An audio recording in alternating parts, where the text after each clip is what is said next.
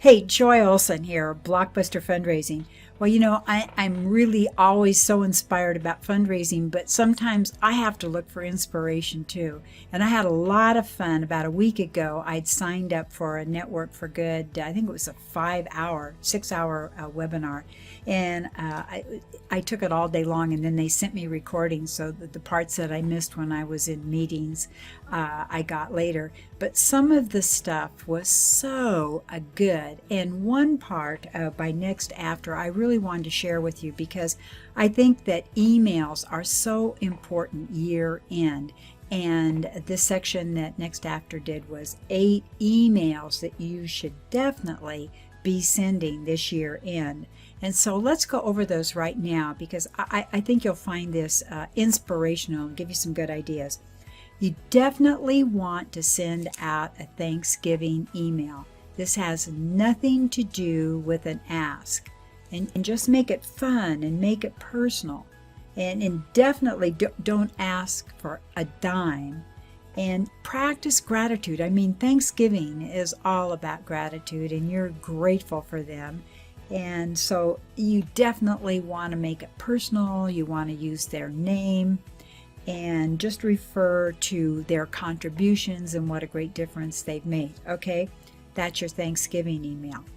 Now, the second email out of the 8 emails you should be sending year end is going to be your Giving Tuesday email.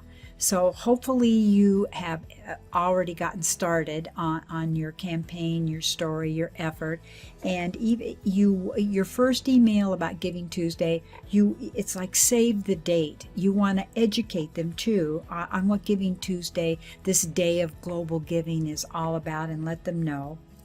And then you want to also send a second Giving Tuesday email, Next After says, and you want to give them more free content about your story, about your Giving Tuesday project. And then your third email for Giving Tuesday is the ask. So you've you had them save the date, they've got it in their mind, they know it's a day of global giving, they're going to be seeing it everywhere anyway, and then you've given them more information about your project and how they can get involved and what an important difference it's going to make, and then you make the ask. So 3 little emails for your Giving Tuesday. That is that effort, second effort for your emails, 8 emails. The next one I thought was really good, and it was something new to me, and I got all inspired by it. Third, a testimonial pass-along email. Isn't this a terrific idea? Be personal and warm. And also, you want to share with them a compelling testimonial from one of your donors in regards to a project that has been successful. And then you also, in the testimonial pass along email, you want to make sure that they realize what a hero they are to you for making so many good things possible. And in the testimonial email, you want to make an ask. Let them know that this is year end and the projects that they love and support need their help right now. That's your testimonial pass along email. I like that. I never did that as a development director, and I would do that. I like it a lot. Then your fourth email that you'll want to be sending this year is what Next After refers to as only days away email. So again, you want to be very familiar with them. You want to you want to use their name, refer to your relationship, and you also want to summarize, Next After says, summarize the most important challenges and values at stake in the new year. And you want to commit to attacking these challenges, and you want to ask for an immediate donation, and you want to remind them of the time left in this year to do so. So that's your only days away email. Okay? Next, you've got your December holiday email.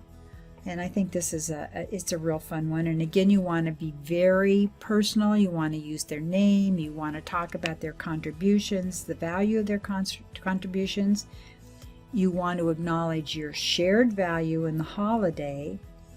And you also, in this email, this holiday email, I would tell a warm, wonderful story if you can. And you do not make an ask. There's absolutely no ask in this email, okay?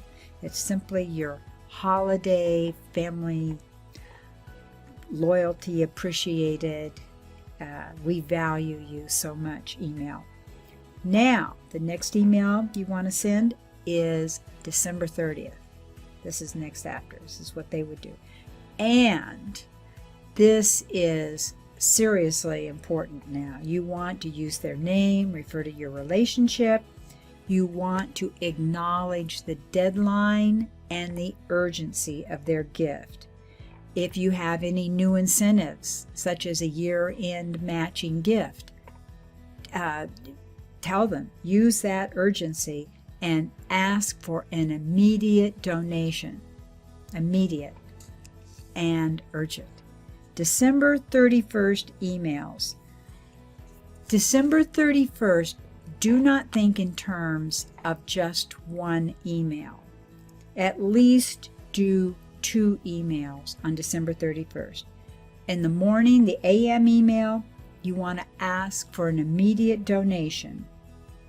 And if possible, and use a countdown clock, a progress bar, anything you can to really illustrate the urgency and the time left in the year.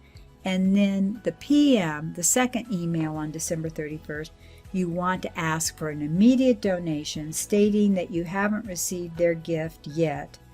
And then you include the AM email, they say too, below your PM email. What do you think about that? Then in January, they say on January 10th, you want to send, this is a 9th email, but it's next year. You want to send an email announcing, we did it. We hit all of our goals thanks to you.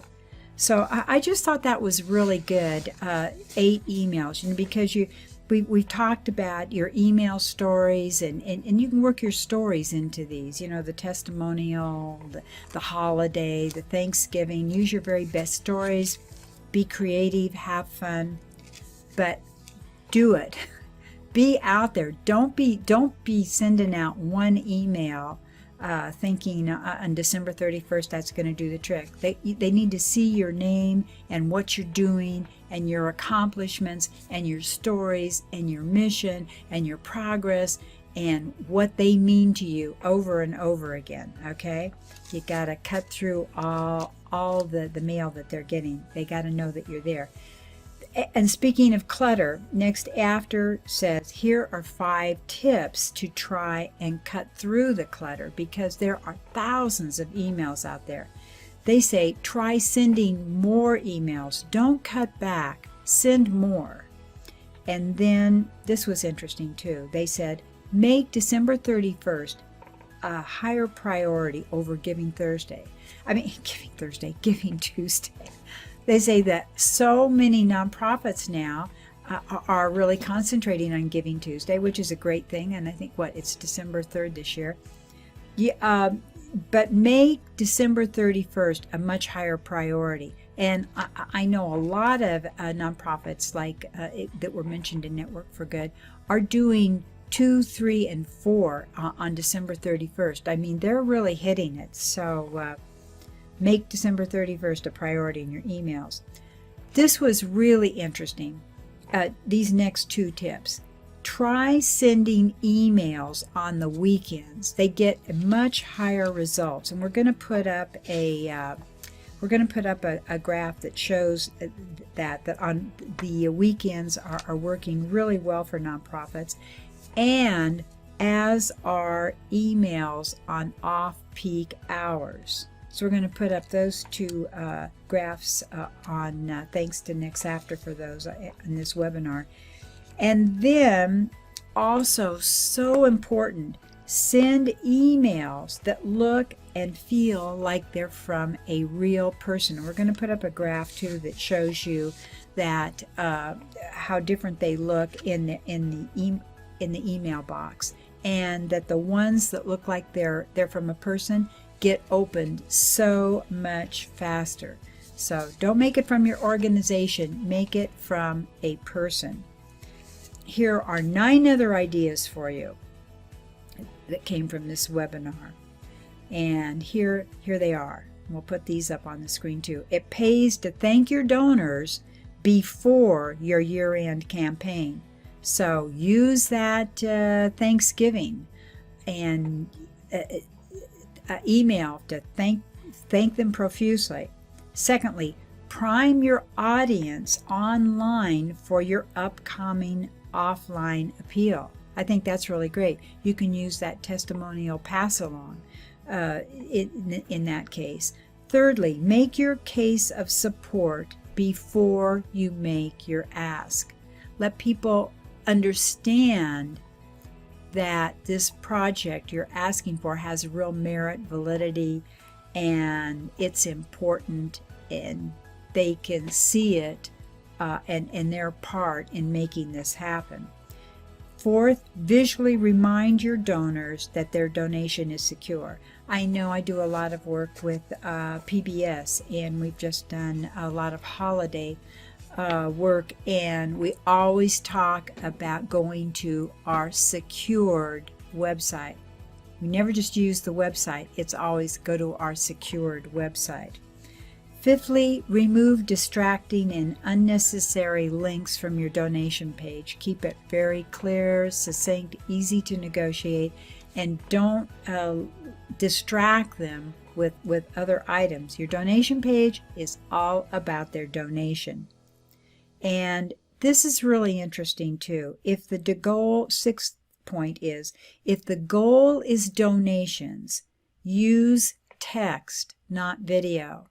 Now that kind of surprised me a little bit, but they proved it. They showed how it in all their studies and emails, and that using video was more of a distraction on your donation page. Text worked much better. So skip the videos on the donation page. 7, use more copy to show why a donation is needed and how that donation makes a difference. 8, let the donors know the progress of your campaign. And 9th, urgency is your very best friend. Well, those were some great tips that I wanted to pass on to you today. Hopefully it will help you. I know every little bit of inspiration helps this time of year. You've got a lot of work to do. You've got big goals to reach and surpass.